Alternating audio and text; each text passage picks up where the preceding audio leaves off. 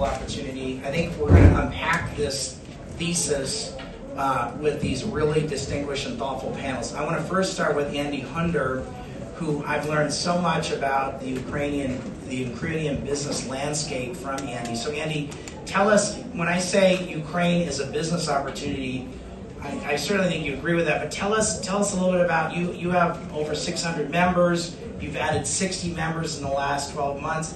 Being part of the AmCham in Ukraine is the most, I think it's fair to say, the most prestigious business organization in Ukraine. You can't just say, I want to join. You got to get past a very tough set of stringent standards to join. So you guys have added some really fine companies. So the best companies in Ukraine are members of AmCham. So tell us about your members, what they're doing, how they see Ukraine as an opportunity currently and in the future.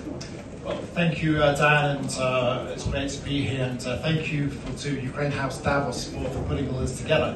I think this just shows the significant role that business plays in Ukraine during the full-scale war. I mean, even this place where we are today is business that's brought it all together, and business has made this happen. So Lena and all the team, thank you for making this happen.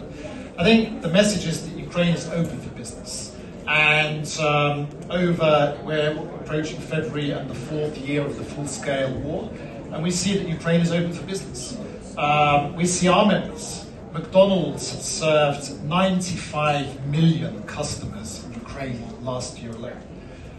They had a hit 36 hours before the inauguration. A Russian ballistic missile did hit the restaurant. I remember that opening in 1997. McDonald's, I think the message, and the safety procedures were all in place. They managed to evacuate all the staff. All the staff are safe into the shelters as the air raid sirens. But the fact that they are there, they're open. They've opened 20 new restaurants during the full-scale war. Sorry, let me just underline that. They've opened 22 restaurants in the last 3 years. Brand new restaurants, and they keep renewing. When you arrive in Kyiv, now it's at the Kyiv Central Rail Station, the McDonald's restaurant in Central Kyiv has been one of the busiest in the world. It's just the amount of traffic, the amount of customers coming through, and that just shows. And they just renovated that again.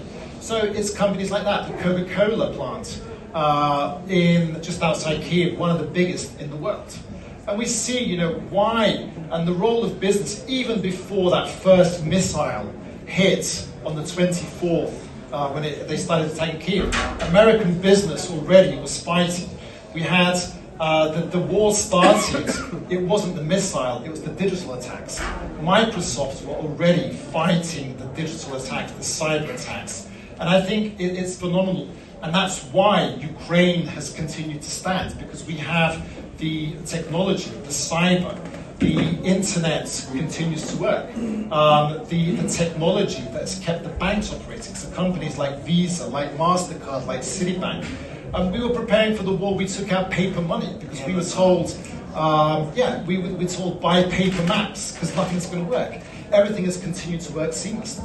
And as you say, Dan, sort of companies like Amazon, AWS, and Microsoft, and Google, if during World War II the safest place for critical infrastructure was underground, to bury it in the tunnels, today the safest place is up in the cloud, and that's where it is. And that's why we have these seamless services. And even like with Elon Musk, I think with what SpaceX has done and with Starlink, you speak to any soldier and you understand how important Starlink communications is on the front line.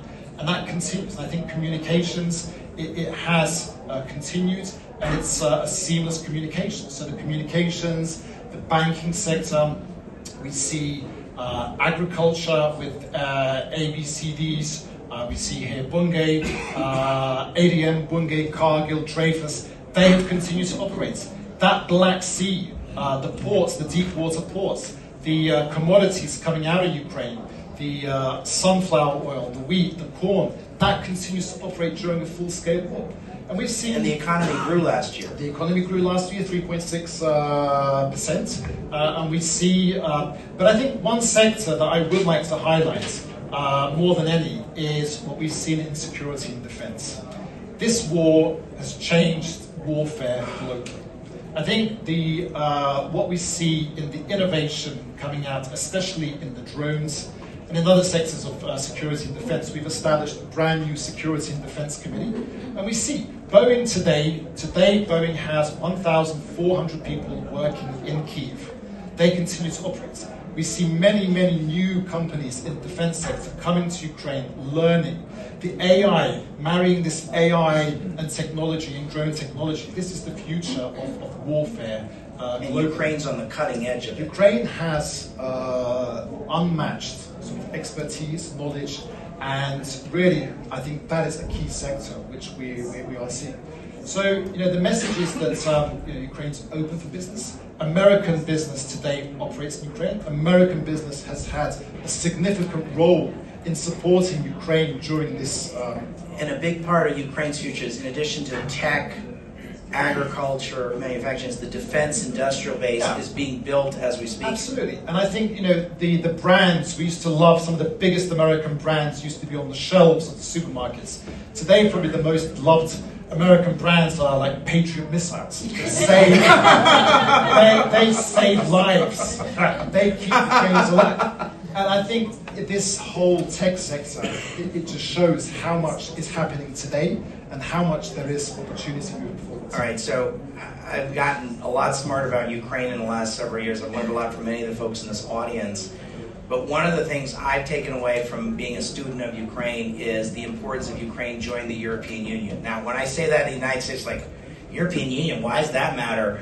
Well, what I explain to American audiences, what would you do to join the coolest fraternity on campus? What hazing would you put up with? What reforms would you do to join the coolest fraternity on campus? But it's more than that, because when they join the European Union, then the gusher of money is going to flow. They're going to build railroads and bridges and roads and infrastructure. They're getting some of that now, but when you join the European Union, a tsunami of money comes with it, but also sort of the membership has its privileges as well, right? So talk about where is Ukraine in its technically complicated process. There's all